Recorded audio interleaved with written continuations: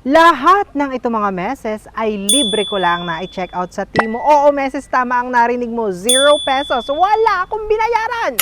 Mayroon ako ditong rubber shoes, mga tools na kakailanganin ko sa paghahalaman, hair clips para sa maganda kong buhok, garden hose na may habang 20 meters, at isang set ng food storage. Paano ka makakapag-check out ng libre sa Timo mga meses? Simple lang. Kailangan mo lang i-search ang code na yan at lalabas ang lahat ng item na maaari mong i-check out for free. Pero, bago ka makapag-check out ng libreng items, kailangan mo munang ma-reach ang required minimum order ni Timo. Kaya naman, kung gusto mo ding makapag-check out ng libre, ay mag-download ka na ng Timo app at i-search mo na kaagad ang code na yan, i-reach ang minimum order requirement, and boom! May libreng items ka na from Timo! Huwag malilito meses, ha?